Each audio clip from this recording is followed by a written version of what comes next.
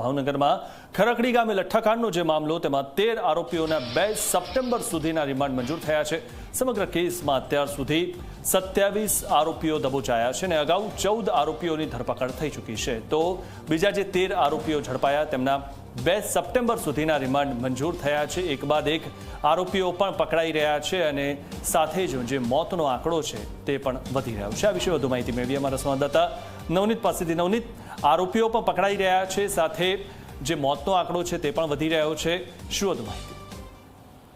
ચોક્કસ મિથુન, ખાસ કરીને વાત કરીએ તો જે 18 તારીખના રોજ ઉપેન્દ્રસિંહ ગોહિલ નામના જે વ્યક્તિ છે તેનું મોત નીપજ્યું હતું ને તપાસની અંદર લઠ્ઠા જે ઝેરી દારૂ છે એ પીધો હોવાનું સામે આવ્યું હતું ને ત્યારબાદ જે તપાસનો ધમધમાટ છે એ શરૂ થયો ને એક બાદ એક જે મૃત્યુ છે એ સામે આવ્યા અને લગભગ કહી શકાય કે 13 લોકોના મોત અત્યાર સુધીની અંદર થઈ ચૂક્યા છે, તેમજ 2 લોકો હજુ પણ સારવારમાં છે। એક રીતે બીજી રીતે સારી વાત એ છે કે 48 જેટલા લોકો છે તે સાજા થઈ થતા રજા આપવામાં આવી છે, પરંતુ જે રીતના તપાસનો ધમધમાટ પોલીસે શરૂ કર્યો છે એક બાદ એક આરોપીઓને ઝડપી લેવામાં આવ્યા છે। અગાઉ જે આ ગુનાની અંદર મુખ્ય જે સૂત્રધાર છે એ ગણી શકાય એવા ગૌતમ સોલંકી, રઈસ અને નરેન્દ્ર યાદવ નામના જે આરોપીઓ છે, જે પૈકી જે નરેન્દ્ર યાદવ છે કે જે નકલી દારૂ બનાવવાની જે ફોર્મ્યુલા જાણતો હતો અને એને પોતે જ દારૂ બનાવ્યો હતો અને પોતે પીધો અને પોતે મોતને ઘાટ ઉતર્યો। ખાસ કરીને બાકીના જે 2 આરોપીઓ છે તેમાં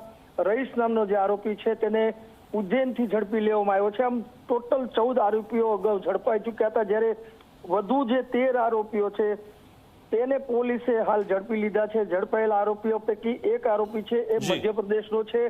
આજે આનંદ છાંડી નામનો જે આરોપી છે કે જે દારૂ બનાવવા માટે જે કેમિકલ એટલે કે જે રો મટીરિયલ છે એ સપ્લાય કરતો હતો ને તેને પોલીસ એસએમસી છે એ હાલ ભાવનગર લઈ આવી છે। એટલે કે આજે વધુ 13 આરોપી છે ઝડપાઈ જતા તમામ જે 13 આરોપી છે તેને કોર્ટમાં રજૂ કરવામાં આવ્યા હતા અને તમામ જે આરોપી છે તેના 2/9/2026 એટલે કે 10 દિવસના રિમાન્ડ છે એ મંજૂર થયા છે। હજુ પણ જે કુલ અત્યાર સુધી ઝડપાયેલા જે 27 આરોપી છે તેની પણ પોલીસ છે પૂછપરછ ચલાવી રહી છે અને હજુ પણ નવા કોઈ જે આરોપીઓ છે એ સામે આવે અથવા તો ઝડપાય એવી પૂરી શક્યતા છે એ જોવાઈ રહી છે। બિલકુલ બિલકુલ નવનીત, આપ અમારી સાથે જોડાયેલા રહેજો, આગળ પણ આપની પાસેથી માહિતી મેળવીશું।